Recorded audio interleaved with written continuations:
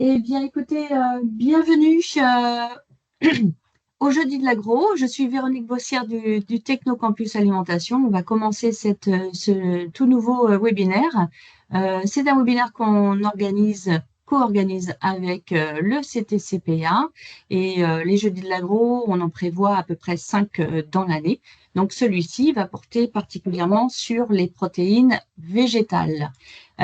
Comme d'habitude, quelques consignes et rappels pour que tout se déroule au mieux. Je vais vous demander de bien vouloir couper votre micro et votre caméra, sauf les intervenants bien évidemment. Et puis pour rappel, les questions, vous pouvez les poser via le petit icône conversation qui est entouré sur la slide. Et les questions seront posées après chaque intervention. Donc n'hésitez pas à les écrire. Et puis pour rappel, ce webinaire, il est enregistré et vous pourrez le retrouver sur le site du Technocampus Alimentation dans la rubrique Actu et Inspiration. Voilà, très rapidement, voilà, je vous ai dit que j'étais du Technocampus Alimentation. Pour ceux qui ne connaissent pas, rapidement, je vais vous présenter ce Technocampus Alimentation. Il est créé par la région des Pays de la Loire et la région l'a mis en place. C'était une manière forte pour elle de montrer son engagement pour la filière agroalimentaire en Pays de la Loire. Donc l'objectif de ce Technocampus, c'est vraiment de renforcer la compétitivité des entreprises agroalimentaires ligériennes et tout ceci en actionnant un levier qui est l'innovation. Donc nous, le Technocampus, il est basé à Nantes, sur le site de la Géraudière, dans le bâtiment qui est derrière moi notamment.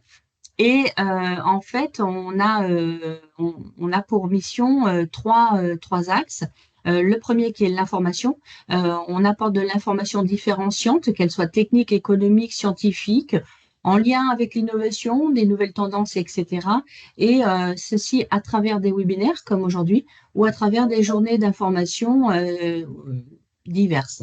Et puis, notre autre mission, c'est d'accompagner les entreprises dans leurs projets de développement, dans leurs projets de recherche et d'innovation. Et ça, effectivement, on les accompagne de manière individuelle et personnalisée. Et telle une boussole, nous, on va les orienter vers le bon expert qui va répondre à leurs problématiques et qui va les aider à développer leurs projets. Notre autre axe, c'est l'animation. Effectivement, on anime la filière agroalimentaire en Pays de la Loire et ceci en créant des synergies entre les différents univers, l'univers de la recherche, l'univers de la formation et les entreprises. Et on anime également la food tech en Pays de la Loire. Pour illustrer tout ça, deux actions qui auront lieu prochainement. Eh bien, comme je vous le dis, on fait le pont entre la recherche et les entreprises. Eh bien, on a mis en place l'opération Entreprise en labo. La prochaine demi-journée a lieu le 3 juillet et sera lieu dans le laboratoire Sésame à Nantes. Et on va découvrir particulièrement la plateforme nigérienne d'Isotopie. Alors, qu'est-ce que c'est? Ben, c'est une infrastructure régionale qui est vraiment qui met à disposition des outils bien spécifiques, des outils de pointe pour aider à authentifier l'origine des produits et à valoriser l'origine des matières premières. Donc voilà, ça c'est le 3 juillet. Et puis un autre webinaire qu'on organise le 8 juillet prochain en partenariat avec Audencia. Le sujet sera sur la génération Z. Pour bien comprendre, c'est celle qui est née entre 1997 et 2010. Et l'objectif de ce webinaire, c'est vraiment de décrypter les comportements de cette génération et pour construire une offre une offre alimentaire qui fait sens pour eux. Donc voilà. De toute façon, vous pouvez retrouver toutes nos actualités, toutes nos actions sur notre site internet. N'hésitez pas à nous suivre sur notre page LinkedIn et sur notre chaîne YouTube.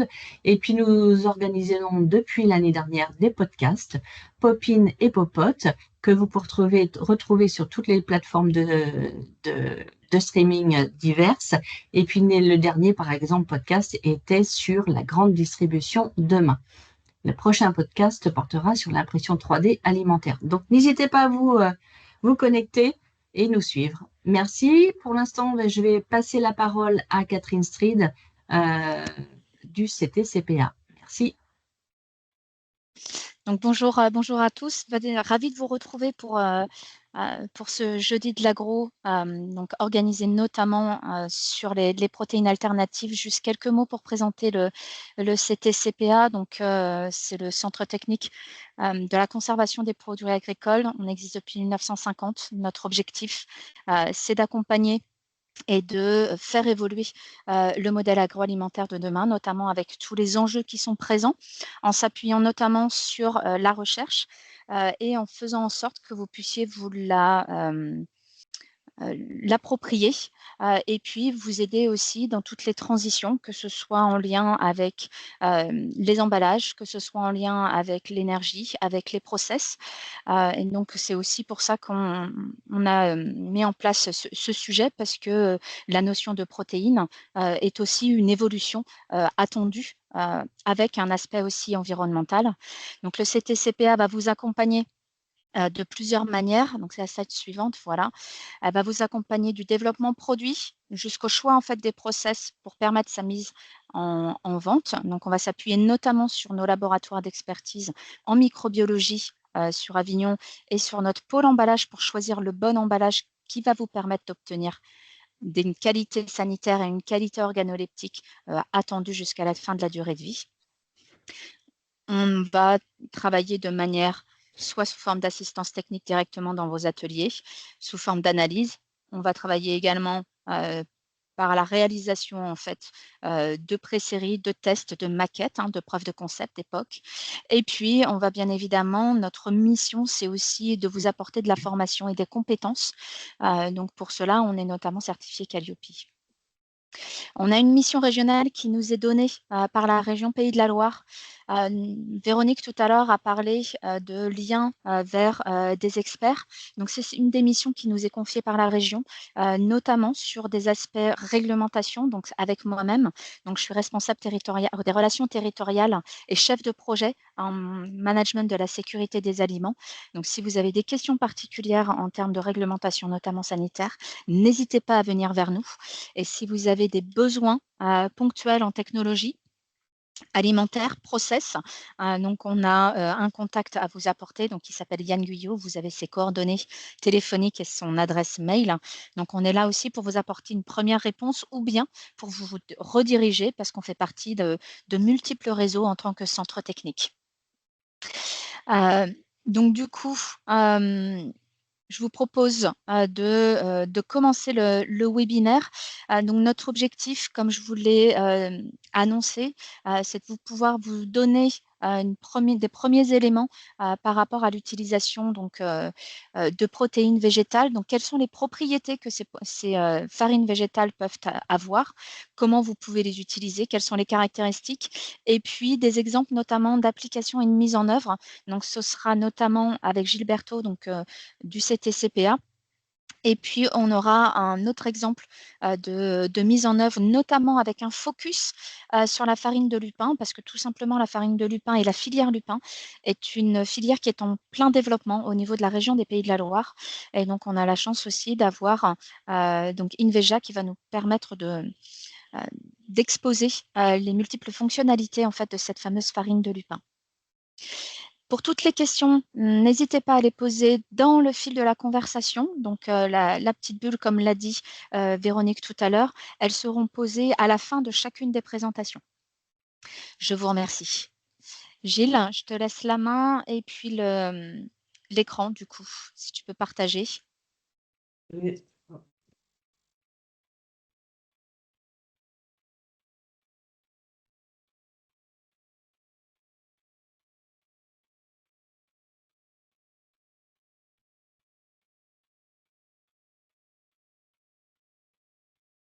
Alors là, on ne voit pas encore.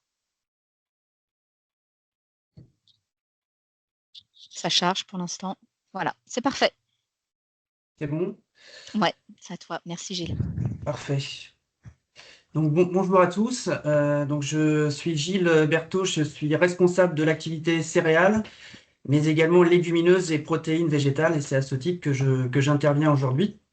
Avant de rejoindre le CTCPA, j'ai un parcours sur la filière blé, farine, pain.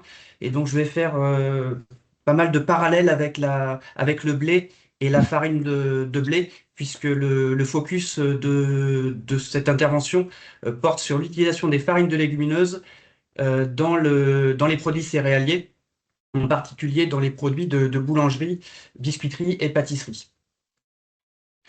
Alors, je vais commencer par faire un petit rappel sur le marché des farines de légumineuses, voir voilà, qu'est-ce que ça représente comme volume et quelles sont les applications dans lesquelles on peut déjà retrouver ce type de farine. Dans un deuxième temps, je vais présenter de manière assez synthétique la fabrication des farines de légumineuses et les moyens de caractérisation qui sont aujourd'hui au cœur de nos projets de recherche, comment on qualifie la qualité d'une farine au regard des usages, qui sont des usages assez nouveaux par rapport à la farine de blé. Et puis, je passerai en dernier temps sur trois projets de recherche qui sont soit qui ont été finalisés ou soit qui sont en cours autour des farines de légumineuses ou plus généralement autour des protéines végétales. Alors, les farines de légumineuses, par rapport à la farine de blé, il y a plusieurs arguments. Le premier, c'est le qui nous vient en tête, hein, c'est l'amélioration d'une recette d'un point de vue nutritionnel. Les farines de légumineuses présentent certains intérêts, notamment le taux de protéines, qui est environ 2 fois plus élevé que la farine de blé. La présence de fibres en plus grande quantité permet également d'améliorer le profil nutritionnel d'une recette de biscuit, par exemple. Le deuxième aspect sur le point de vue nutritionnel, c'est le profil en acides aminés. Le blé présente un aminogramme qui est déficient en lysine et un mélange farine de blé, farine de légumineuse permet d'équilibrer l'aminogramme et d'avoir un indice chimique plus performant. Le deuxième argument, c'est pour tout ce qui concerne les formulations sans allergènes. Les farines de légumineuses ne contiennent pas de gluten. Et donc, elle représente une bonne alternative à la farine de blé pour formuler des produits sans gluten. Les farines de légumineuses présentent également des propriétés émulsifiantes, foisonnantes, gélifiantes et sont parfois utilisées en substitut d'œufs, par exemple, ou du lait pour des boissons végétales. Le troisième argument, bah, c'est l'argument de l'environnement. On l'a déjà un petit peu évoqué. Voilà, c'est au cœur des problématiques actuelles. On veut réduire l'empreinte carbone et de plus en plus d'ACV sont réalisés au niveau agricole et permettent de montrer que la culture des légumineuses ont un impact positif sur l'environnement. Et comparativement à la farine de blé, va permettre d'améliorer l'éco-score d'une recette. Le quatrième argument, c'est la réduction des coûts. Alors, si on substitue le beurre et les œufs, hein, si on substitue la farine de blé, c'est pas le cas. Mais par rapport au beurre et aux œufs, la substitution partielle par des farines de légumineuses permet d'être un levier de réduction des coûts. Le cinquième argument, qui est un argument de plus en plus travaillé, qui est la substitution des additifs. On s'intéresse de plus en plus aux caractéristiques et les propriétés technofonctionnelles des farines de légumineuses, notamment les propriétés émulsifiantes ou texturantes. Et ces propriétés permettent d'envisager la substitution d'additifs qui sont actuellement utilisés et d'avoir des formulations cleanable. Et le dernier argument, qui est peut-être voilà, l'argument à explorer aujourd'hui et demain, qui est d'explorer des nouveaux goûts, des nouveaux marchés. Puisque on va le voir hein, à travers toute cette présentation, que si on veut substituer la farine de blé, eh bien on va modifier hein, les produits et on va rencontrer des nombreux challenges. Mais si on va sur des nouveaux goûts, des nouveaux produits, eh bien on ouvre finalement des pistes qui sont beaucoup plus ouvertes pour valoriser ces farines. Alors après les arguments, quelques défis ou verrous qui peuvent limiter l'adoption des farines de légumineuses à grande échelle. Ben, le premier verrou, c'est technologique. Donc, on vient de le voir, c'est des farines qui ne contiennent pas de gluten. Or, le gluten est un élément essentiel dans la fabrication des produits de panification. Et le fait de ne pas avoir de gluten, eh bien, limite les taux d'incorporation quand on veut faire du pain notamment. Il y a des problématiques de goût et de couleur, hein. Tous ceux qui ont utilisé des farines de légumineuses le savent. Alors, ça peut être un atout, mais ça peut être également un frein. C'est voilà, c'est des farines qui sont typées et qui peuvent être segmentantes. Et quand on substitue de la farine de blé par des farines de légumineuses, eh bien tout de suite on va avoir un impact sur la couleur et sur les goûts qui peut être défavorable et limiter l'acceptabilité des produits. Le troisième point, c'est la disponibilité et le coût de ces farines. Alors ça, c'est vraiment au regard aussi des surfaces cultivées, hein. Si on compare par rapport au blé, on est vraiment très très minoritaire en termes de surface de culture. Si je prends l'exemple du pois chiche, on a 23 000 hectares de surface cultivée sur le pois chiche contre 5 millions d'hectares pour le blé. Et donc tout ça, bah, ce rapport d'échelle fait que les graines déjà sont plus chères et les farines le sont également. Alors plus les agriculteurs produiront des graines et plus eh bien, ce rapport d'échelle permettra d'avoir des coûts plus faibles. Le dernier point, qui est un point qui est plutôt traité aujourd'hui d'un point de vue académique, mais qui pourrait potentiellement arriver sur le devant de la scène, c'est la présence de facteurs antinutritionnels dans les légumineuses comme les lectines, les phytates, les saponines, les tannins, ou d'autres facteurs antinutritionnels qui vont limiter la digestibilité de certains nutriments ou de protéines et qui vont finalement être des problématiques, représenter des problématiques d'un point de vue nutritionnel. Alors, le marché des farines de légumineuses, ici j'ai extrait du rapport oléoprotéines de Terre Innovia, l'édition 2024, les chiffres sur les farines de légumineuses. Alors, ces chiffres sont issus de données de consommation en grande et moyenne surface, hein, GMS. Donc, ça représente qu'une partie infime finalement de la farine qui est produite. Mais ce qu'on peut voir, c'est que bah, il y a déjà une offre, hein, de farine dans le commerce, hein, de farine de pois chiches et de lentilles, hein, notamment, qui représente 2,1 millions d'euros. Et en tonnes, on est à 340 tonnes. Donc si on compare par rapport à la farine de blé, on se rend compte qu'on est vraiment très anecdotique. Mais que, en tout cas, ces farines existent sur les rayons des grandes surfaces et donc peuvent grossir aussi en termes de marché. Alors, il y a aussi des enquêtes plutôt mondiales, hein, qui sont publiées, qui montrent également qu'il y a un intérêt. En tout cas, il y a des acteurs sur ces marchés-là, des acteurs qui produisent des farines de légumineuses et donc qui s'intéressent à ces marchés. Donc, l'enjeu vraiment pour demain, c'est de faire grossir l'incorporation de ces farines de légumineuses dans les produits alimentaires. Alors, ce qu'on peut voir également dans le rapport d'oléoprotéines, c'est le prix des farines. Je l'ai déjà un petit peu mentionné comme un verrou, mais là, c'est vraiment chiffré. On est à 1,21 € pour les farines classiques, hein, blé tendre, contre 6,31 € pour les farines de légumineuses. Donc, il y a un rapport de 1 à 5, donc ce qui n'est pas négligeable. Donc, quand un consommateur se retrouve devant les rayons, il faut vraiment qu'il ait un intérêt pour ces farines-là. Alors, on a essayé de faire aussi un petit benchmark à partir de la base Open Food Fact, à partir du mot-clé lentilles, par exemple. Donc, on a 4000 résultats qui ressortent. Dans ces produits-là, on va retrouver des plats cuisinés, hein, en grande majorité. Mais si on fait un filtre avec le mot farine, on se retrouve avec un 50 résultats.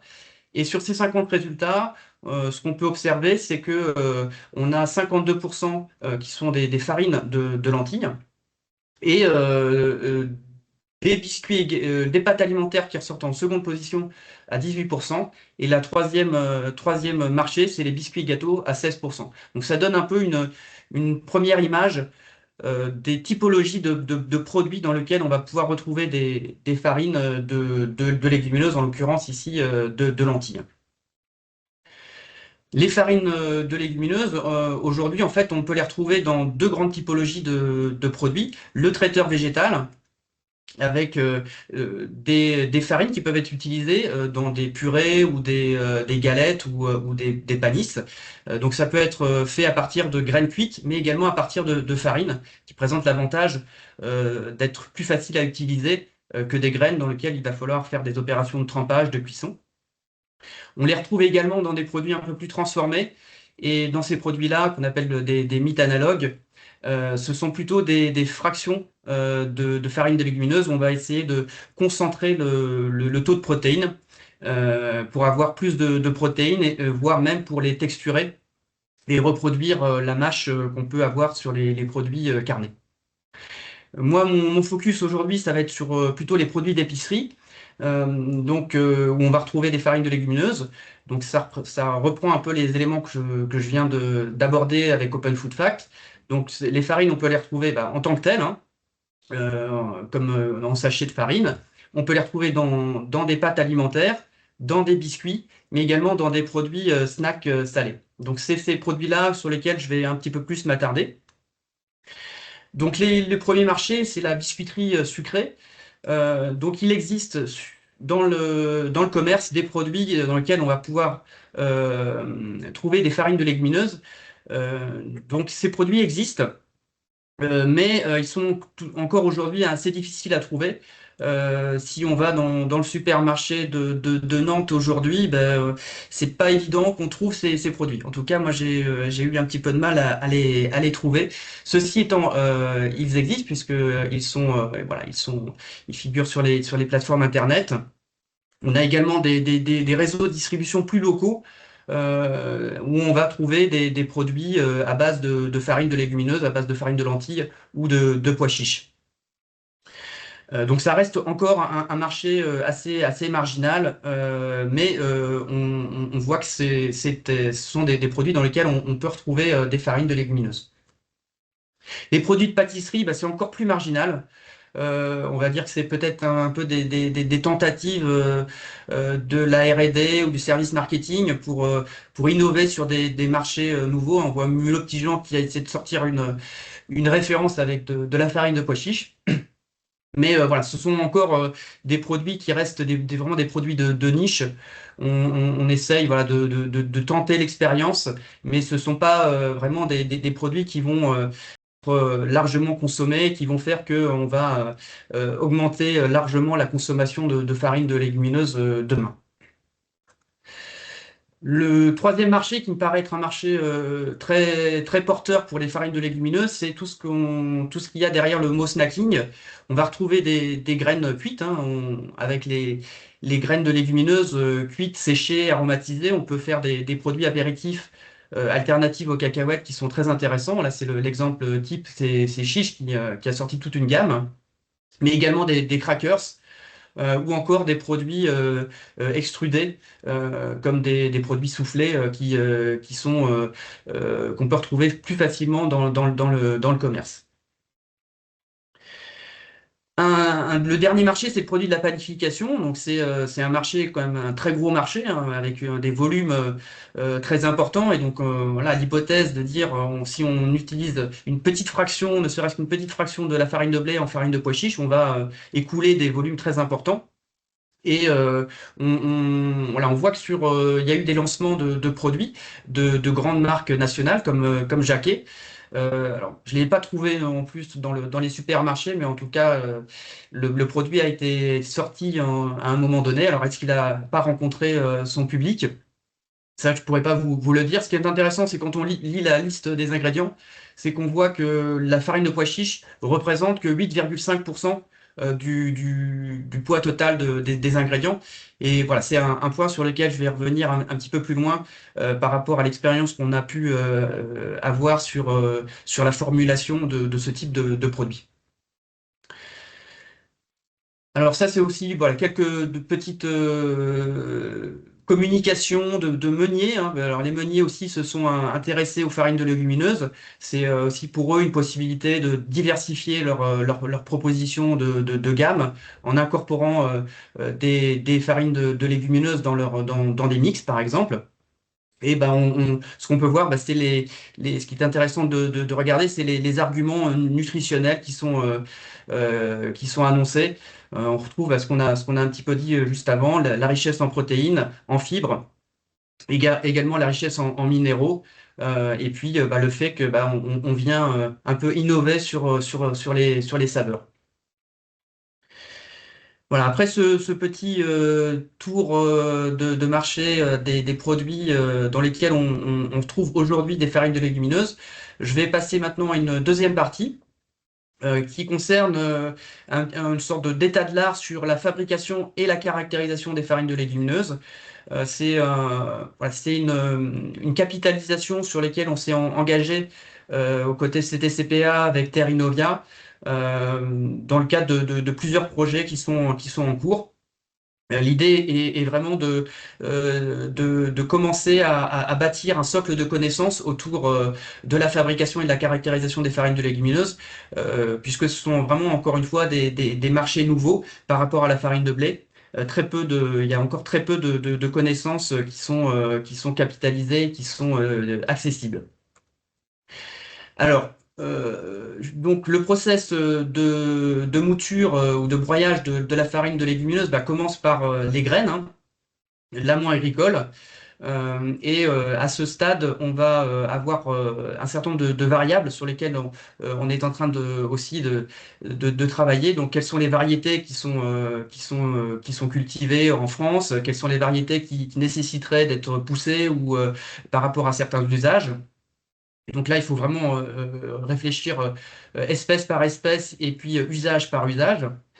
L'origine géographique, l'itinéraire de culture, l'année, l'humidité de la graine à la récolte. Ouais, c'est le même principe que pour le blé, hein.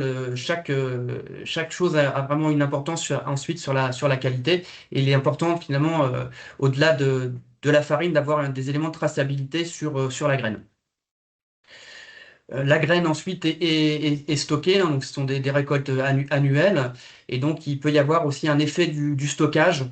Ça, on l'a vu, nous, sur des comportements à la cuisson, sur des graines de haricots rouges. Le temps de stockage va complètement modifier son comportement à la cuisson. Et bon, aussi des éléments qu'on est en train d'étudier sur la qualité de la farine. Ensuite, il y a un tri et un nettoyage à un tri qui est assez important sur sur ces graines-là, parce qu'elles peuvent être contaminées par de la poussière ou autre. Et donc, à ce stade-là, on va pouvoir avoir une première fiche d'identité de la graine. On va avoir des indicateurs qui sont assez similaires au blé. Mais sur lesquels on a encore peu d'informations et de liens entre ces indicateurs et les qualités de la farine.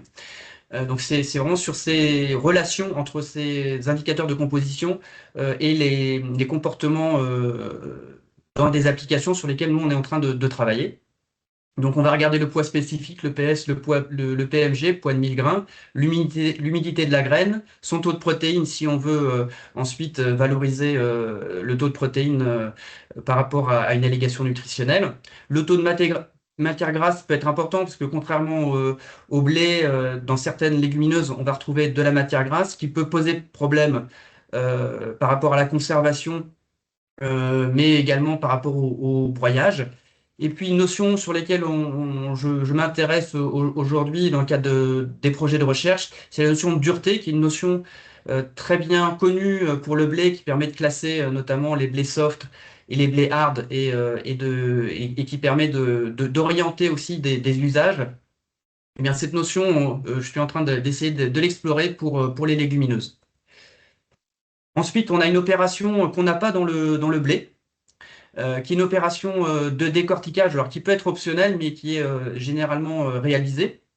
On va en fait enlever l'enveloppe ce qui va permettre de faciliter ensuite les opérations de broyage et puis d'enlever aussi un certain nombre de problématiques de goût ou de couleurs qui peuvent être qu'on retrouve de manière plus importante dans les enveloppes. Ensuite, on a une opération optionnelle de toastage de la graine qui est assez optionnelle, hein. Je l'ai mis parce qu'il existe, mais il est plus généralement réalisé sur la farine. Donc ensuite, quand on a une graine qui est propre, décortiquée ou non, et testée ou non, on va faire cette opération de broyage. C'est sur ces opérations de broyage que les projets en cours sont en train d'essayer de capitaliser pour essayer de voir quels sont les impacts des différents modes de broyage. Et donc c'est un projet que je présenterai juste après dans les illustrations. Cette farine, quand elle est broyée, elle ressemble beaucoup à une farine de blé, hein, en apparence. On peut la thermiser. Alors la thermisation est généralement assez fréquemment faite par rapport à la farine de blé où elle est très rarement faite. La thermisation va permettre d'améliorer les qualités nutritionnelles et organoleptiques de la farine, mais également d'abaisser la charge microbienne. Alors voici un petit tableau, un petit schéma comparatif de la composition en macronutriments. C'est déjà une première clé d'entrée pour comparer les farines de légumineuses à la farine de blé. Donc ici, on voit la farine de blé en haut, hein, qui contient environ 10% de protéines. Et ce qu'on a dit, hein, jusqu'à maintenant, c'est que les farines de légumineuses étaient beaucoup plus riches en protéines. C'est vraiment illustré ici. Toutes les farines de légumineuses, que ce soit le pois jaune, la févrole, le lin jaune, les haricots ou les lentilles, possèdent 2 fois plus de protéines que la farine de blé. Le reste, bah, c'est des glucides, hein, pour la farine de blé, une toute petite fraction de lipides et de fibres. Et ce qu'on voit, bah, sur les farines de légumineuses, c'est que c'est la partie fibre est plus importante. Et donc, ce qui rejoint, voilà, tout ce qu'on vient de dire sur leur intérêt nutritionnel. Et certaines légumineuses présentent un taux de matière grasse un peu plus élevé. Notamment, bah, je l'ai expliqué là sur le pois chiche, on a une part non négligeable de matière grasse. Et cette matière grasse peut aussi avoir des intérêts en termes de fonctionnalité. Donc, sont aussi des choses qu'on regarde dans le détail actuellement. Alors, je vais vous parler maintenant de ce qu'on met en place en termes d'outils de caractérisation pour qualifier la qualité des farines de légumineuses par rapport à un usage en boulangerie, viennoiserie, pâtisserie. Alors la première chose qu'on fait, c'est qu'on regarde la composition, hein. Ça, c'est comme une première clé d'entrée indispensable. L'humidité, c'est ce qui va permettre d'assurer sa conservation, hein. Si la farine dépasse 15%, on va avoir des problèmes de conservation. Donc ça, c'est vraiment un prérequis indispensable. Le taux de protéines et le taux de fibres sont des éléments importants puisque on utilise généralement ces farines pour améliorer le profil nutritionnel. Et puis le taux de matière grasse, je l'ai dit, ça peut aussi avoir un impact sur la conservation et donc on va le regarder. Pour des applications un petit peu plus spécifiques, où on va regarder les fonctionnalités en termes de gélification, on peut être amené à aller un petit peu plus loin en termes d'analyse et on va regarder les amidons endommagés, enfin, qui vont jouer sur l'absorption d'eau de ces farines, et également les ratios amylopectine qui peuvent jouer sur les comportements à la gélification de ces farines.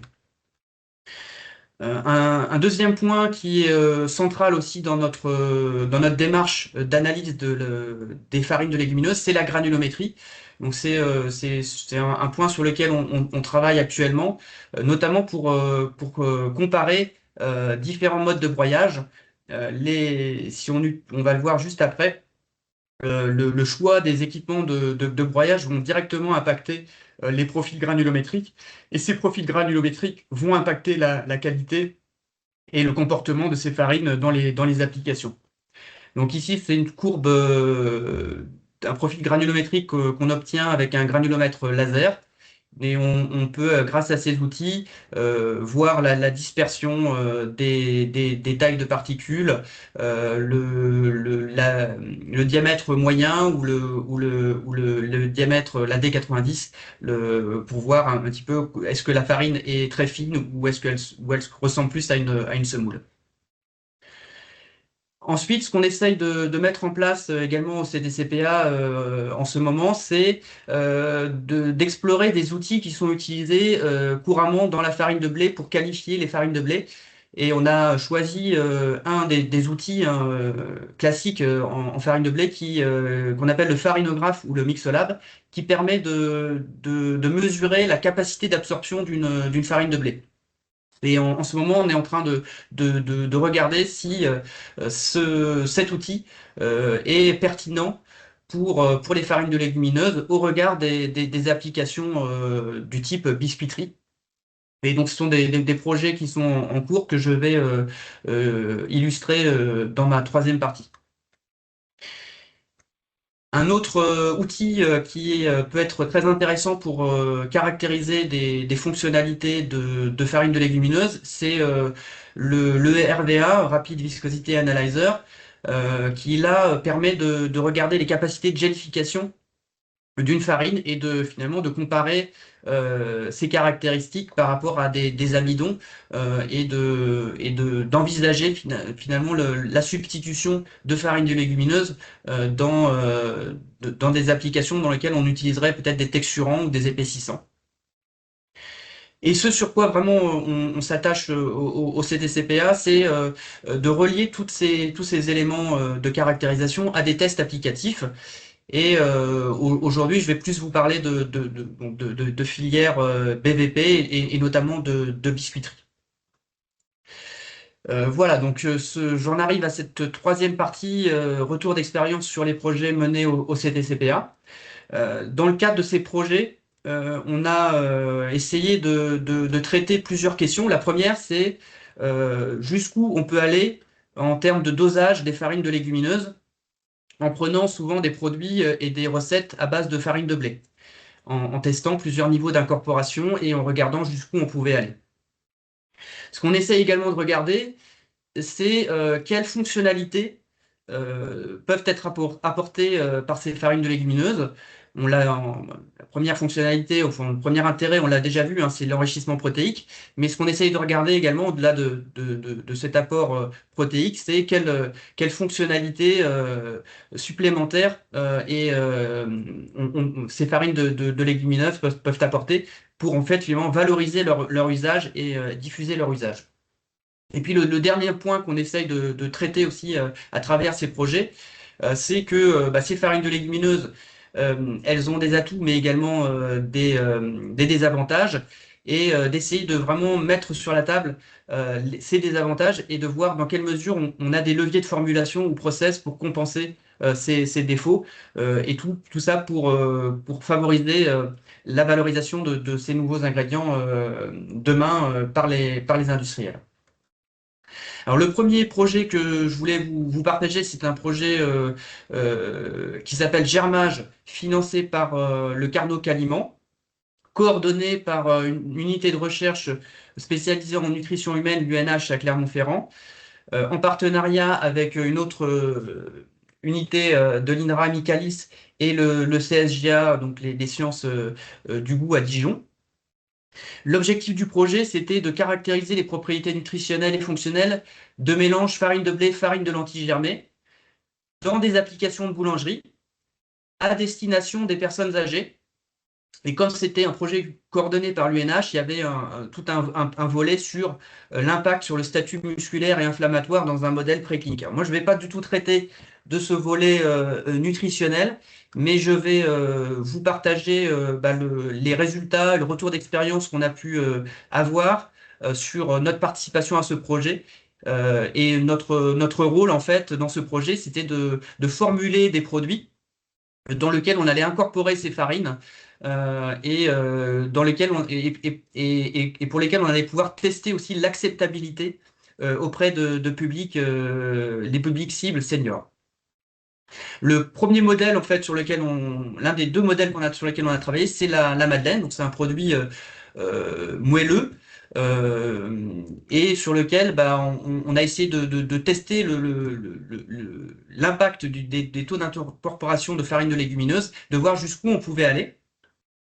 Et principalement, les résultats qu'on a pu obtenir, c'est qu'on pouvait aller jusqu'à 35% du poids de la farine sans qu'il y ait de problématique majeure de processabilité ni d'aspect véritablement rédhibitoire. L'incorporation des farines de légumineuses euh, impact la couleur et le goût des madeleines. Mais ça, on s'y attendait un peu, mais voilà, c'était aussi l'objet du projet, c'était de le montrer de manière un peu plus factuelle. Et dans ce projet, donc, on a testé des farines germées. Et donc, ce qu'on a pu voir, et ce qui était aussi intéressant dans ce projet, c'est que la germination avait amené un côté fonctionnel intéressant, puisqu'il y avait un effet sur le développement des madeleines qui pouvait être intéressant pour les transformateurs. Le deuxième produit modèle, eh bien, c'est le pain de mie. Ici, donc, des photos des produits qui ont été réalisés dans le cadre du projet. Donc, le témoin farine de blé, hein, T55. Le deuxième produit, on a incorporé 10% de lentilles. Le troisième produit, on a incorporé 20% de farine de lentilles. Et puis, les deux autres produits sont des lentilles germées à 10% et à 20%. Donc, ce qu'on a regardé, c'est aussi au niveau du travail du boulanger, puisque ces nouveaux mix, hein, ils ont aussi pour la destination d'être utilisés par l'industrie, mais aussi potentiellement par l'artisanat. Et donc, on a essayé de mesurer de manière un peu plus factuelle quel était l'impact sur le travail de la pâte et sur le travail du boulanger. Bon, et la première chose importante, hein, pour un boulanger, c'est l'hydratation. Quelle quantité d'eau je dois mettre au pétrin pour pétrir. Et ce qu'on a pu voir, c'est qu'on avait un effet de l'incorporation des farines de légumineuses par rapport aux témoins. Donc on a ici sur ce graphique une hydratation qui doit être réduite quand on incorpore 10% et on le voit encore plus avec 20%. On a été obligé de réduire l'hydratation pour obtenir la même consistance de pâte. On a également regardé l'impact sur le volume des pains. On le voit avec les photos, hein. Ici, on a le témoin. Quand on ajoute 10% de lentilles, de farine de lentilles, on baisse le volume. Et quand on ajoute 20%, eh bien, on baisse encore plus le volume, hein. C'est assez visuel, hein, sur les photos, mais on le voit ici avec les volumes de pain qui ont été mesurés. Par contre, ce qui n'était pas connu véritablement et ce qui a été un aussi des livrables sur ce projet, c'est que la farine de lentilles germées avait un effet positif sur le volume des pains. Donc on a ici un volume des pains avec 10% de lentilles germées qui est supérieur au témoin. Donc on rejoint également ce qu'on avait pu voir sur les madeleines, c'est un effet positif technologique de la germination sur ces farines. Et en termes de conclusion aussi sur ces pains de mie, c'est que à 10% d'incorporation, on a vraiment très peu d'impact sur le comportement des pâtes. Donc ça, c'est par rapport au ressenti du boulanger. Et très peu aussi sur le produit fini. Et dès qu'on dépasse 20%, on a l'apparition du collant qui peut être problématique pour le boulanger et encore plus pour une ligne industrielle. Et puis une tolérance de la pâte qui va être plus faible. Et donc la tolérance, effectivement, c'est la capacité de cette pâte à pouvoir subir un procédé notamment industriel, des fermentations longues ou autres. Et donc voilà, plus cette tolérance est faible et plus on va avoir, on va dire, une processabilité qui va être amoindrie et donc des problématiques après d'utilisation sur des lignes industrielles. Alors, après avoir formulé et établi finalement des taux d'incorporation pour la madeleine et pour le pain de mie, on a fabriqué des produits et on les a fait goûter par un panel, donc une étude d'acceptabilité qui a été menée par le CSGA sur 74 personnes âgées de 70 ans et plus. Donc cette étude a vraiment été coordonnée par le CSGA et nous a permis de mesurer vraiment l'acceptabilité de ces produits sur ces populations seniors. Je vais vous présenter maintenant donc les résultats de cette étude d'acceptabilité, en commençant par les madeleines. Ici, on a donc les notes d'appréciation. Donc on retrouve le témoin T55, donc c'est une farine commerciale. On a fait un autre témoin avec une farine de blé du projet qui était une farine un peu moins raffinée. On a ici les deux échantillons qui sont intéressants, hein, c'est le mélange blé-farine et le mélange blé germé, lentilles germées. Donc ce qui est vraiment intéressant, c'est de comparer voilà, ces échantillons blé, lentilles et blé germé au témoin farine T55 qui serait finalement un témoin commercial.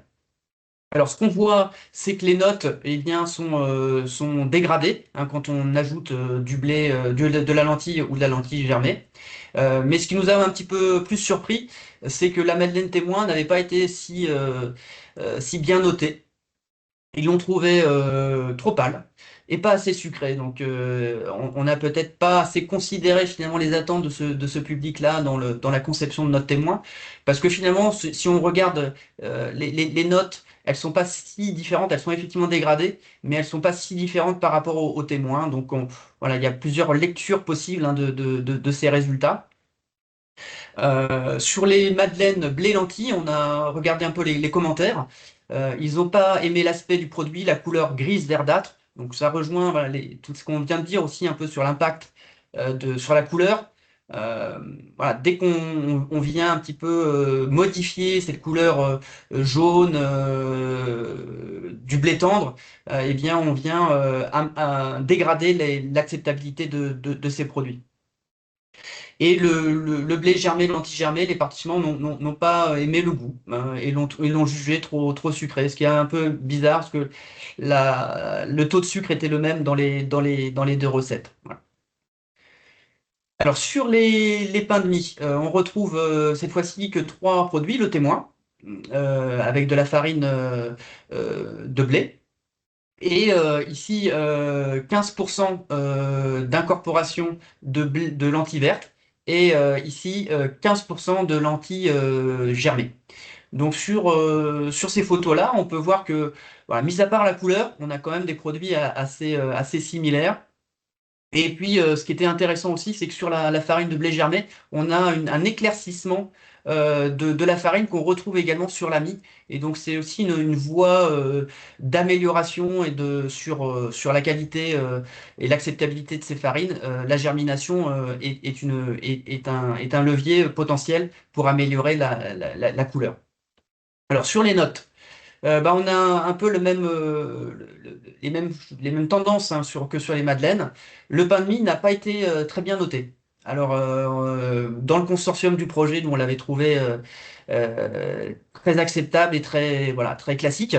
Mais la population qui a testé bah, l'a trouvé trop pâle. Ils n'ont pas aimé la croûte trop dure et un goût trop fade. Ils l'ont jugé moelleux. Bon, ça c'est plutôt positif.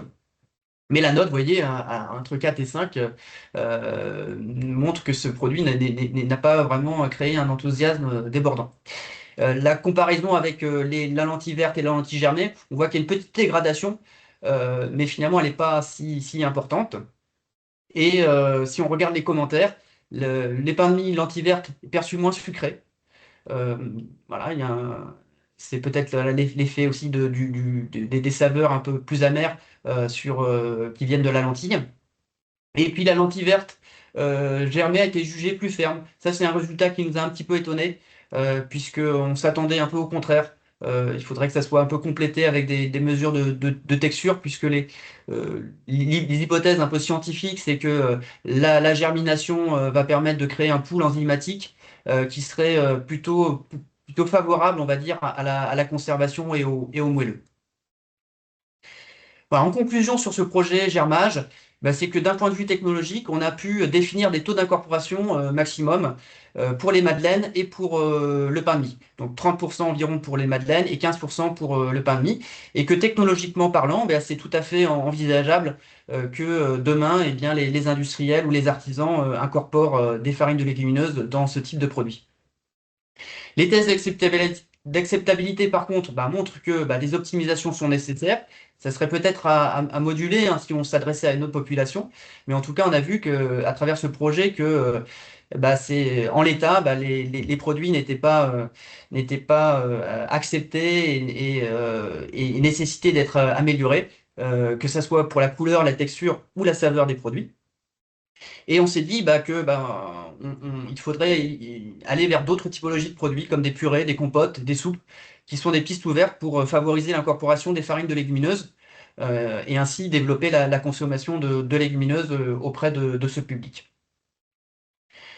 Je vais passer maintenant à un deuxième projet, le projet Insérer-les, qui est un projet ANR avec beaucoup de partenaires hein, qui sont ici en logo. C'est un projet qui concerne les protéines de légumineuses.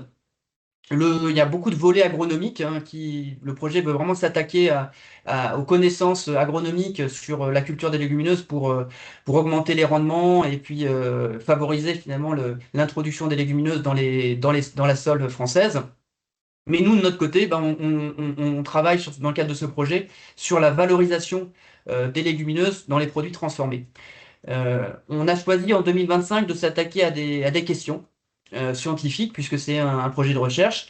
La première, c'est est-ce qu'on peut caractériser objectivement la valeur d'usage d'une farine de légumineuse? Et on a pris l'exemple du pois chiche. Alors le pois chiche, désolé, hein, c'est vrai que pour l'Ouest, c'est pas forcément la culture prédominante, mais je pense qu'on pourra extrapoler tous les travaux et tous les résultats sur d'autres légumineuses plus locales.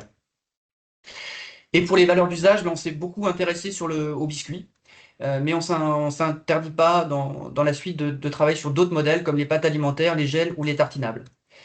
La deuxième question qu'on a traitée en 2025 dans le cadre de ce projet, et notamment au sein de l'équipe de Nantes, avec l'aide d'une stagiaire, c'est l'impact du mode de broyage sur l'aptitude technologique d'une farine de légumineuse, en partant de l'exemple du pois chiche. Et voilà, le dernier point, c'est un point qui est peut-être plutôt une perspective parce que il y a encore beaucoup de travail à réaliser, de bases de données à construire. C'est quels sont les paramètres physico-chimiques qui sont déterminants dans la qualité technologique. Mais l'idée, c'est vraiment de faire le lien avec d'autres projets qui sont en cours, notamment le projet Jack. Voilà, sur les caractérisations, je vais passer un peu rapidement puisque je vois que le temps passe et je voudrais pas que Inveja n'ait plus de temps de parole et puis je voudrais aussi qu'on laisse le temps à la discussion. Mais je voudrais juste vous présenter le plan d'expérimentation qu'on a réalisé dans le cadre de ce projet. Donc on a défini en fait deux grandes typologies de caractérisation, la granulométrie et le mixolab. C'est vraiment les deux outils qu'on a sélectionnés pour caractériser la fonctionnalité. Et puis, on a également travaillé sur des protocoles standardisés de biscuits et de pâtes alimentaires. Et par rapport au mode de broyage, en fait, on est parti d'un lot de graines entières fournies par Terrinovia d'une seule variété Twist.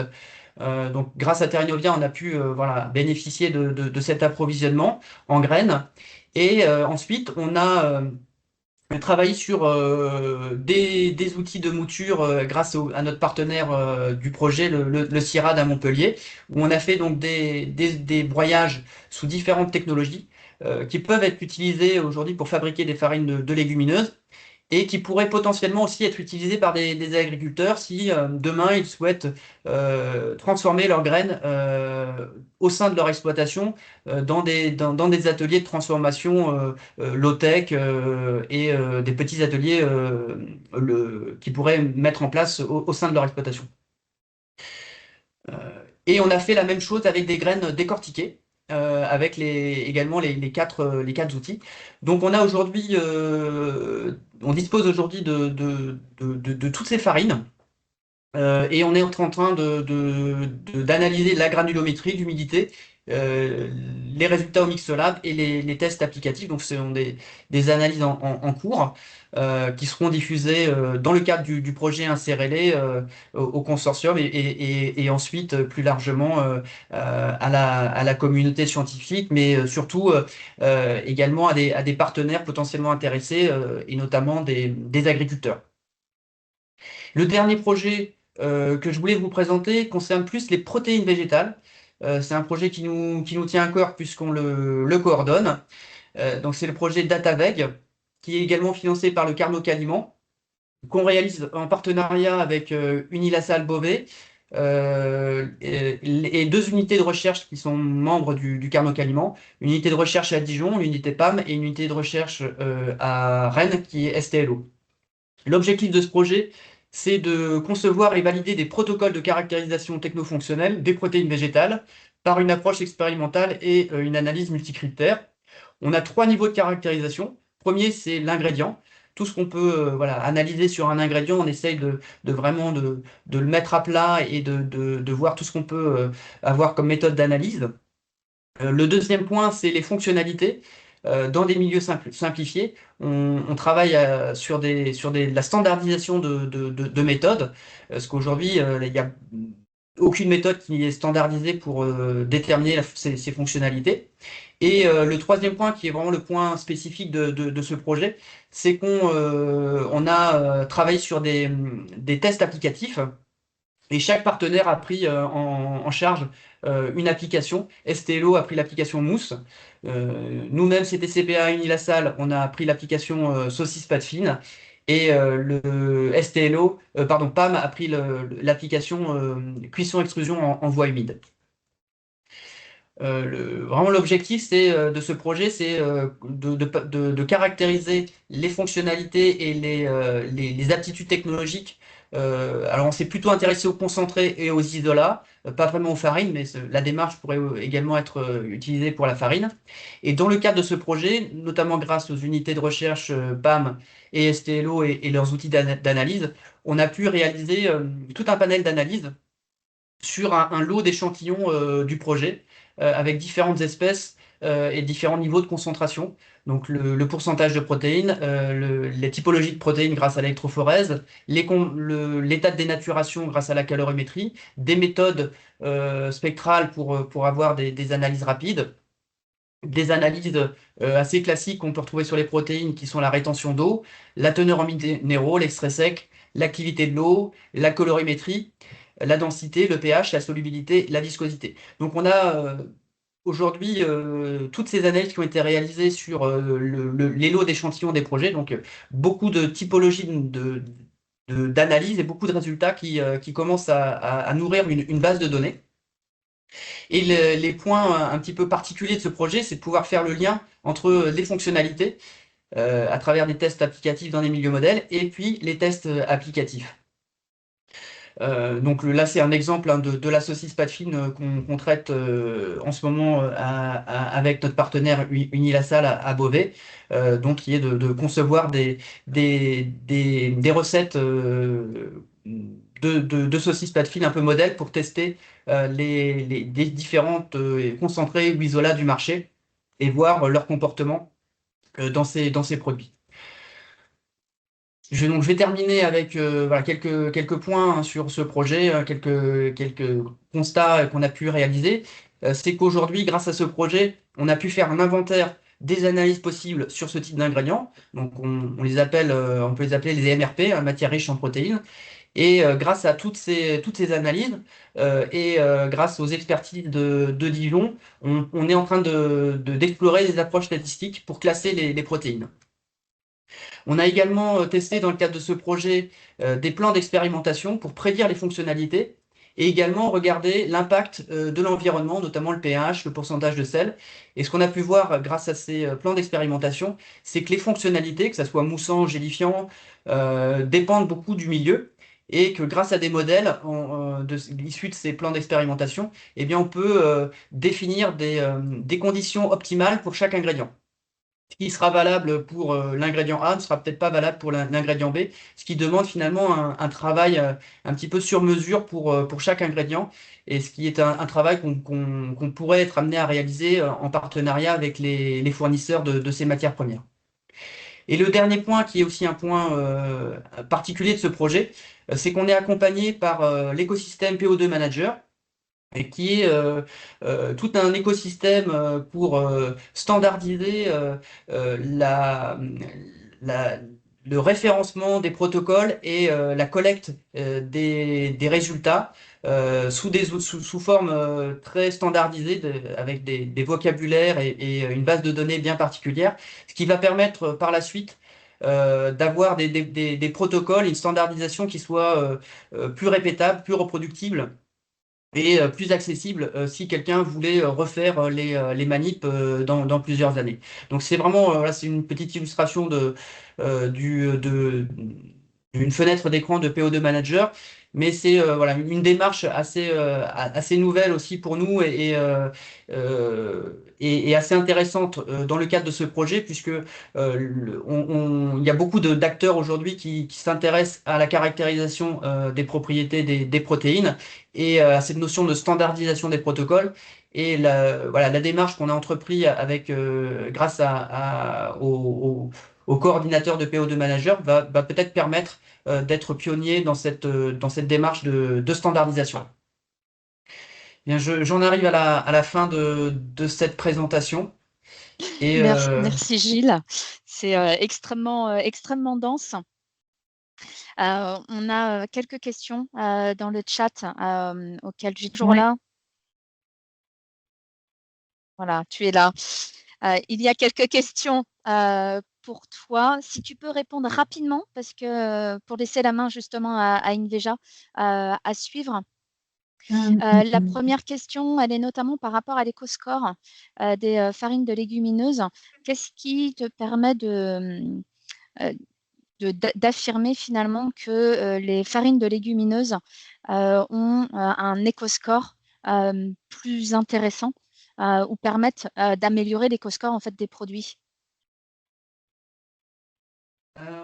Qu'est-ce qui me permet d'affirmer déjà, effectivement, il y a l'agribalise hein, qui compare hein, la farine de blé par rapport à des farines de pois chiches.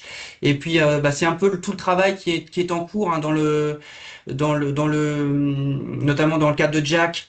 Où il y a des ACV qui sont en cours. Moi, je suis pas un spécialiste hein, de ces démarches-là.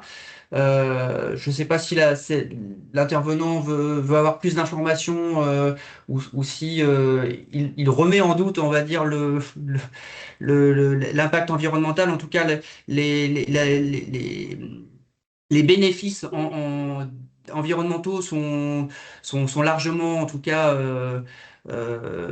sont largement publiés en France aujourd'hui. Et puis même si on questionne aussi les agriculteurs, c'est aussi souvent un argument qui arrive en tête quand on va les questionner sur voilà, pourquoi vous cultivez des farines, des légumineuses plutôt que du blé. On arrive toujours à ces notions d'environnement et d'intérêt agronomique. Juste pour compléter, Gilles, Oui, Philippe Martin déjà, je vais aborder un slide sur l'intérêt des légumineuses dans les rotations. Donc, vous, très bien. vous Bon, pourrez apprécier l'intérêt de ces matières premières au niveau agricole et au niveau environnemental. D'accord, merci beaucoup. Une deuxième question donc de Sabrina. Est-ce qu'il existe des process qui permettent de minimiser la présence des alcaloïdes ou autres facteurs antinutritionnels?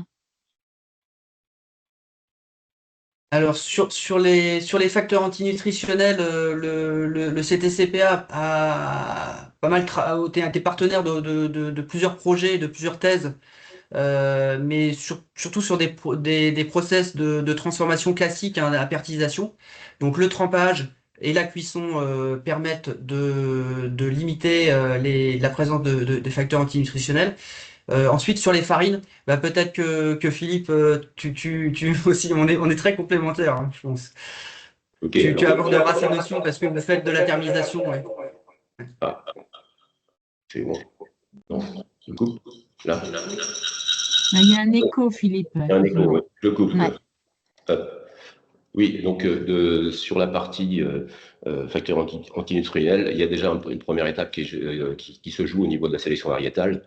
Je voyais tout à l'heure, Gilles, que tu affichais les vicines et convicines. Donc, ce sont des éléments qui sont présents principalement dans la févrole. Et là, il y a des variétés qui ont été sélectionnées faibles en vicines et convicines. Donc, il y a déjà ce volet-là. Sur les alcaloïdes, si on prend le cas du lupin, là également, on a travaillé sur la sélection variétale et on impose à l'ensemble de nos producteurs des graines avec une très faible teneur en alcaloïdes au départ, qui nous permet de respecter une teneur en alcaloïdes inférieure à la réglementation qui nous a été imposée. Donc il y a ce volet agronomique. Après, je dirais qu'en fonction des facteurs antinutritionnels, les traitements thermiques, la thermisation ne fait pas malheureusement des miracles à 100%. Donc on aura toujours certains facteurs nutritionnels qui peuvent se retrouver encore dans les produits finis. Après, comme tu l'exprimais tout à l'heure, Gilles, les quantités incorporées dans les formulations restent des quantités, on va dire, raisonnables et assez faibles. Donc au final, pour moi, on se retrouve avec des valeurs sur les produits finis qui sont en adéquation avec les attentes du marché et les attentes réglementaires. Merci beaucoup pour ces précisions. Gilles, ce que je te propose, c'est que pour les questions suivantes, tu puisses y répondre directement dans le chat parce qu'il est déjà -20. Donc, on va laisser la parole à Inveja, donc Philippe Marquis et puis Alice Ségé, donc qui vont nous présenter un projet donc qui est notamment donc sur la graine de lupin et qui est aussi en partenariat avec le pôle de compétitivité Végépolis Vallée. Oui, Merci. Bonjour à tous. Donc, je suis accompagné d'Alice que vous verrez juste après mon intervention. Donc, on présente aujourd'hui le projet Arsène et plus globalement, je dirais notre filière lupin. Donc, le projet Arsène, si tu veux passer là. Alors, un petit plan déjà, le projet Arsène. Derrière, un élément sur la culture et sur la durabilité des cultures de légumineuses. Et ensuite, on basculera sur le profil nutritionnel, nos ingrédients lupin sur notre gamme actuelle et toutes les perspectives qu'on souhaite se donner par l'intermédiaire de ce projet Arsène. Donc le projet Arsène, alors avant le projet Arsène, Inveja, juste un petit point sur Inveja pour resituer un petit peu notre activité. Donc on est une filiale de la coopérative Récolte Terrena. Donc nous avons 3 sites de production qui cumulent au total 150 années au service du végétal. On est entré en plein dans le milieu agricole puisque au sein de la coopérative, sur la partie lupin, 100% de notre filière est intégrée à la coopérative, de la sélection variétale, la multiplication des semences, la production de la graine et la transformation en ingrédients.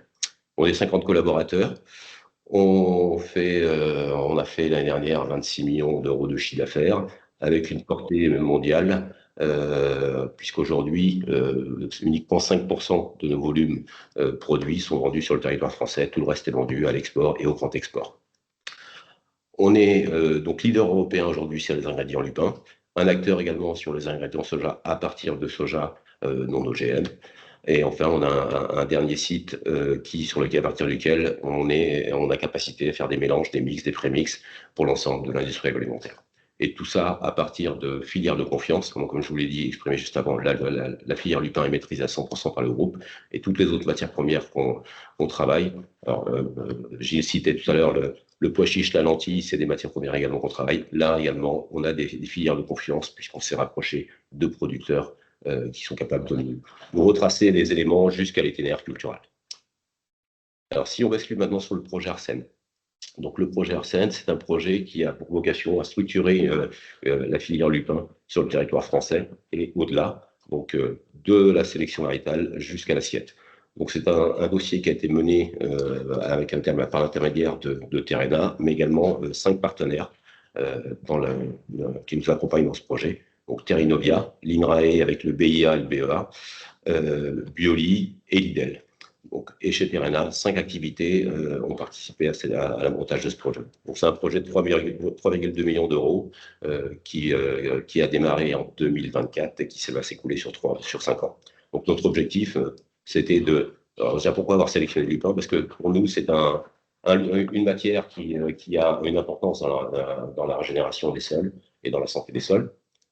Faisant partie d'une coopérative, on a déjà un volet alimentaire, mais on a également des gros intérêts sur la partie nutrition animale pour retrouver l'autonomie protéique des élevages Et puis, bien sûr, la protéine végétale, c'est la tendance de consommation aujourd'hui.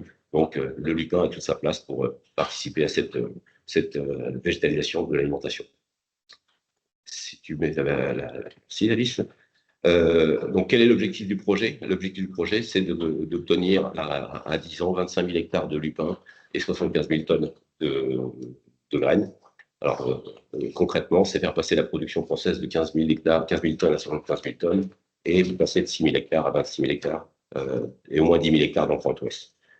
Pour y arriver, on a identifié 2 leviers à débloquer en amont. C'est tout d'abord sur la sélection variétale. Donc, je vous disais, Serience, notre activité, est un obtenteur de variétés de lupins. En collaboration avec l'INRAE, on va travailler à développer des variétés qui seront plus performantes et plus résilientes face au changement climatique, qui est un vrai enjeu aujourd'hui. Et enfin, trouver les meilleures conditions agronomiques pour maîtriser le potentiel du lupin. On a aujourd'hui environ 250 adhérents au sein de la coopérative qui produisent de lupin. Certains, depuis 20 ans, produisent un rendement autour de 35 quintaux, d'autres ne dépassent pas les 20. Donc, on a besoin de s'appuyer sur ces performants pour ensuite mieux comprendre leur façon de travailler et ensuite le divulguer à l'ensemble de nos adhérents. Et là, on est accompagné par Terre Innovia dans la démarche. Donc ça, c'était sur le levier amont.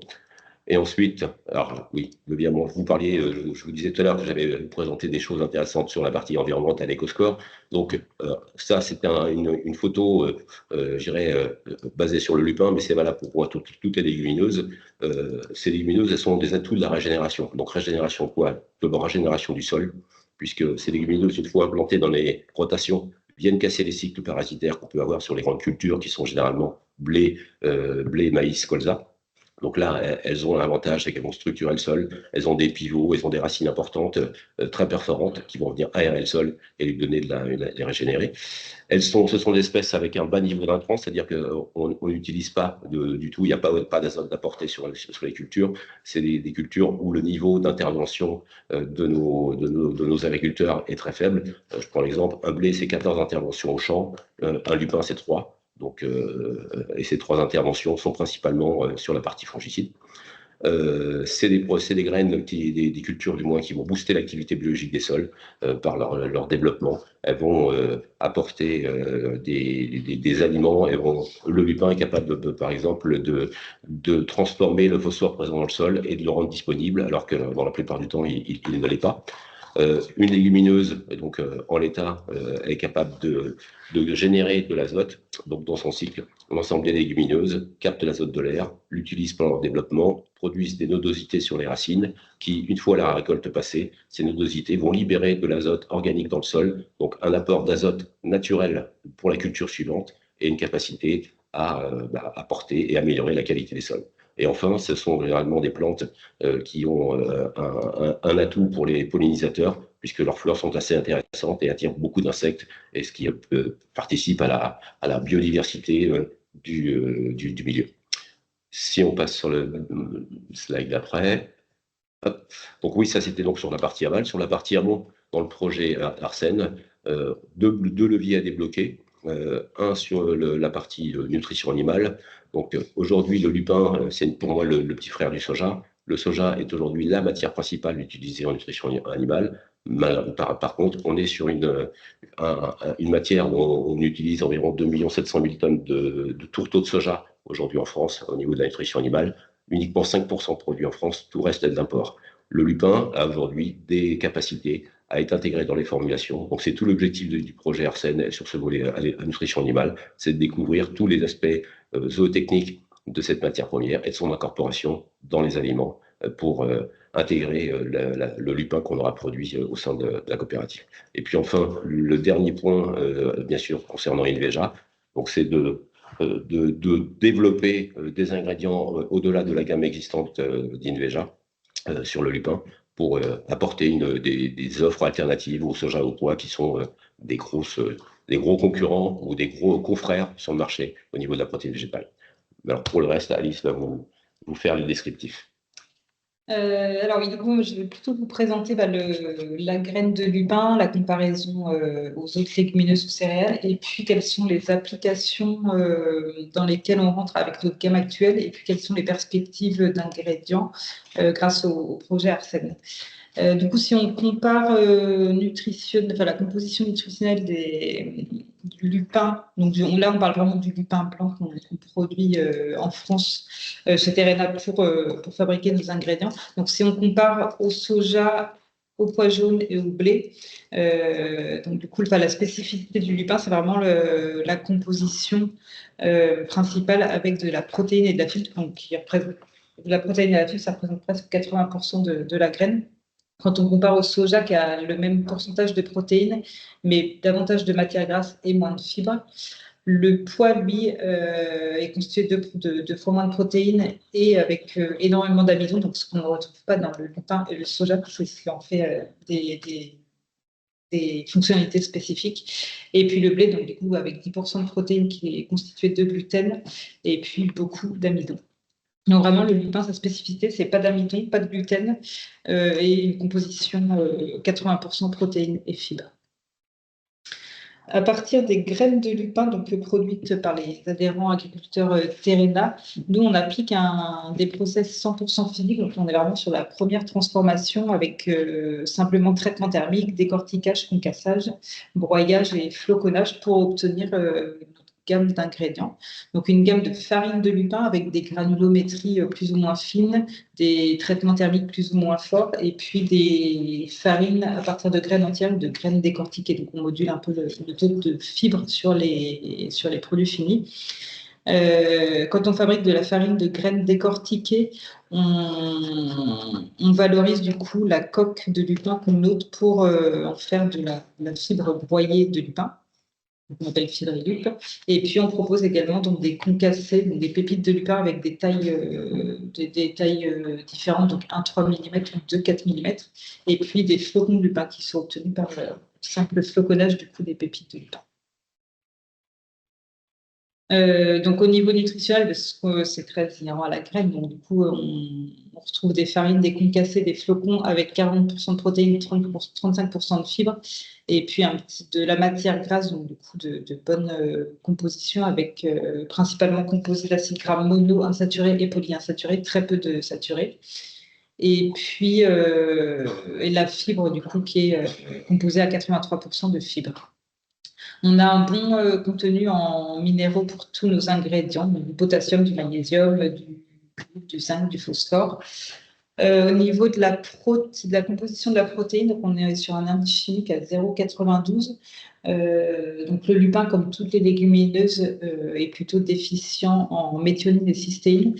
Mais en application, concrètement, du coup, il est souvent mis en association avec des farines de céréales, ce qui permet de rééquilibrer en fait l'indice chimique sur le produit fini.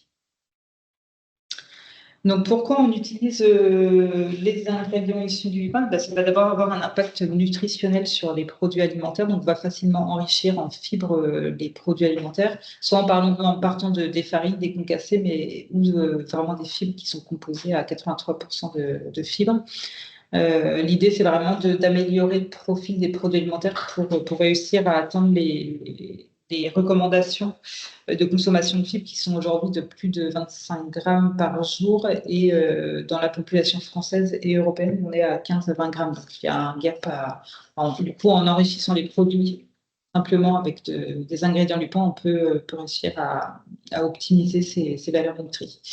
On enrichit évidemment en protéines végétales, donc avec la complémentarité avec les céréales. On enrichit en minéraux.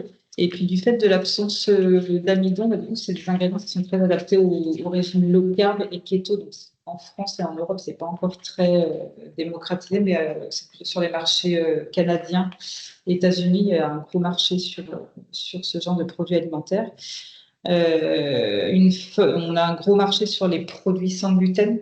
Donc le lupin, il est naturellement sans gluten et on garantit la non-contamination sur toute du champ jusqu'à nos ingrédients. On n'a pas de contamination avec du gluten.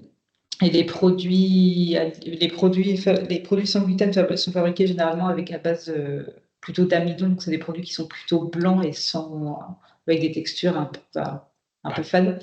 Du coup, le lupin, ça permet vraiment, avec sa couleur jaune, d'apporter des atouts sensoriels sur les produits finis.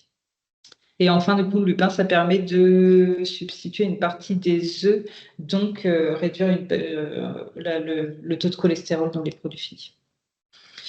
Au niveau fonctionnel, donc, on a grâce à la teneur en fibres, on a une bonne capacité de rétention d'eau. Donc, ça apporte de la viscosité à froid et puis une stabilité des matrices.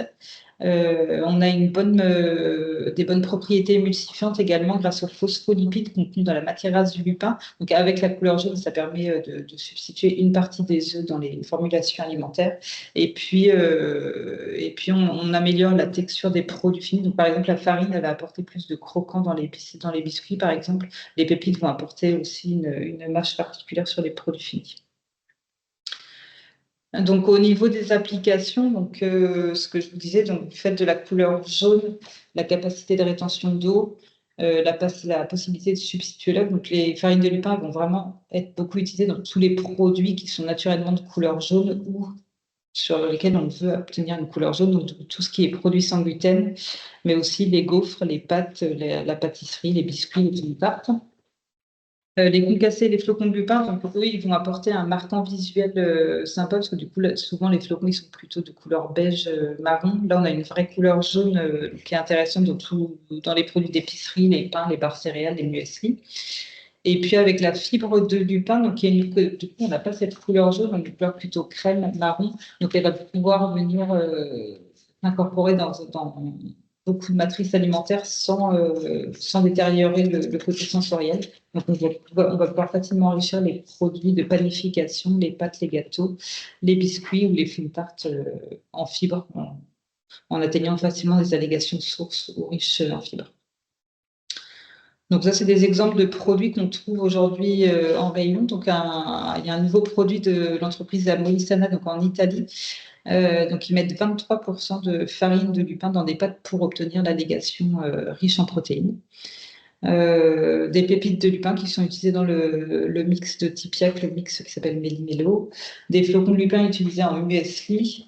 Et puis nos graines de lupin aussi qui sont utilisées, elles sont torréfiées et associées à des graines de pois chiches et de chicorée pour une alternative au café, donc le produit Arsène que vous pouvez trouver. Donc on ne le trouve pas en rayon, par contre vous le trouvez sur le site internet de Arsène Café.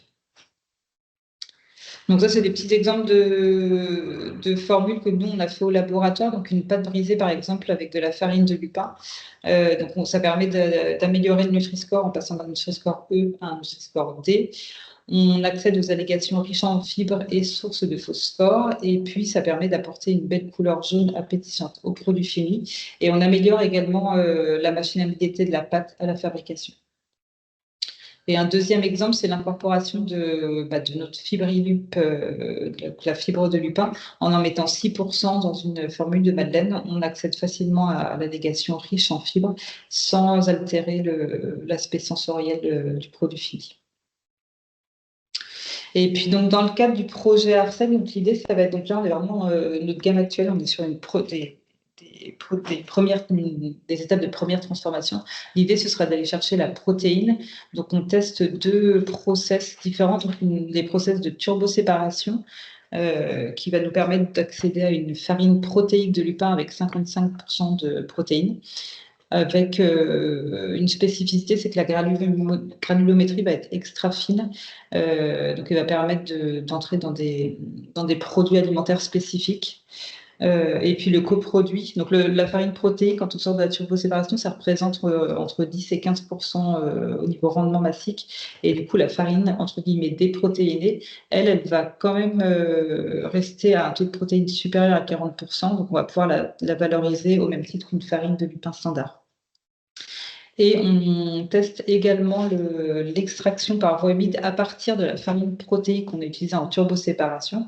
On va venir appliquer un process d'extraction voie humide par décantation centrifuge et ultrafiltration pour obtenir un concentré de protéines à 70% de protéines.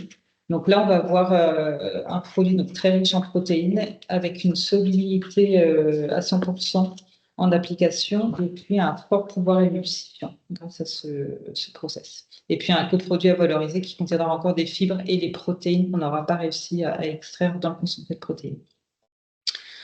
Du coup, sur ces deux nouveaux ingrédients, ça va permettre en fait d'accéder à des marchés qu'on n'a pas aujourd'hui. Donc, forcément, l'enrichissement protéine pour les deux, selon le taux de protéines que le client voudra atteindre.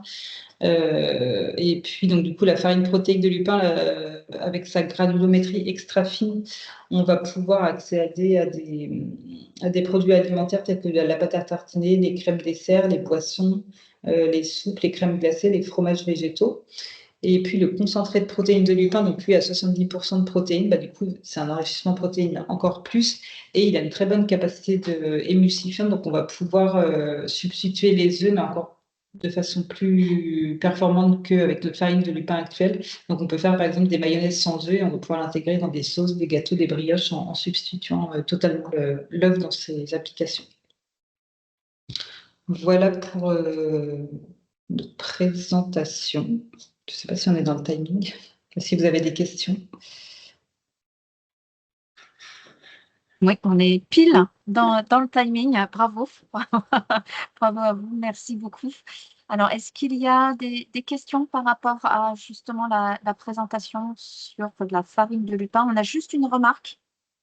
Mais à quel moment elle a été donnée? C'est juste marqué Echedeiketessen. Je pense que c'était sur quand le produit Arsène a été présenté. Et il me semble que c'était pour dire que la vente était également c'est ça, voilà. Chez Delicatessen, c'est ça.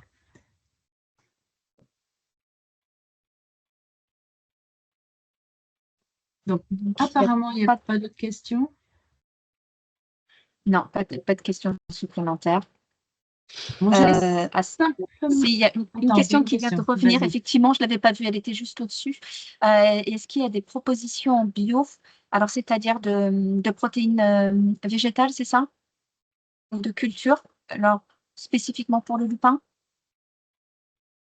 Oui, oui, donc on a une gamme conventionnelle et une gamme biologique sur laquelle on reproduit exactement les mêmes ingrédients qu'on vous a présentés.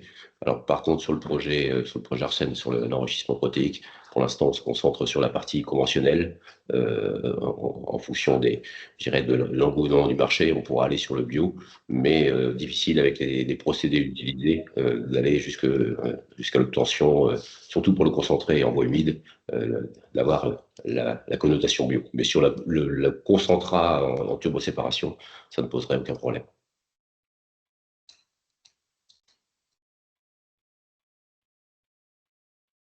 Ok, très bien. Écoutez, merci beaucoup. Il est midi pile, on n'a jamais été aussi bien dans le timing. Une autre question, question, Catherine. Donc, comment se positionnent ces nouveaux ingrédients par rapport au classement des aliments ultra transformés? Voilà. Question un peu tendancielle, on va dire. Aujourd'hui, l'ultra-transformation, la définition de l'ultra-transformation, pour moi, elle est pas écrite spécifiquement. Chacun y voit un niveau différent en fonction de ses utilisations et je dirais, du niveau de transformation. Après, turboséparation, on est uniquement sur du procédé mécanique. Quand on passera sur la partie voie humide, bien sûr que là, on arrive sur quelque chose de beaucoup plus, je dirais, transformant par rapport à la matière première initiale. Maintenant, même dans cette application en voie humide, les auxiliaires technologiques sont très restreints. On fait vraiment appel à une mise en solution, à des solubilisations, et puis derrière une décantation de centrifuge et un séchage. Donc voilà, c'est des procédés qui sont utilisés pour le concentrat, l'isolat fait sur le soja, sur le pois, sont également sur ces mêmes bois, donc ultra transformation, on y est, c'est sûr, si on va jusque-là. Merci beaucoup. La termination des graines de lupin. Oui. On a fait un travail sur cette technologie. Le problème de la germination sur le lupin, c'est que la graine est extrêmement dure. Pour que la graine puisse germer, il faut préserver sa coque, mais derrière, la coque est tellement dure qu'on ne peut pas valoriser le produit une fois germé. On n'arrive pas à séparer la coque correctement. Donc, autant c'est utilisable quand on est sur une lentille, autant sur un lupin, c'est pas viable.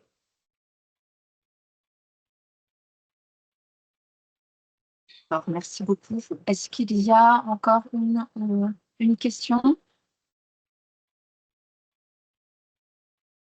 Moi, je Non, voudrais ça n'a bien. pas l'air d'écrire. Non. Oui. Je vais finir sur une autre proposition.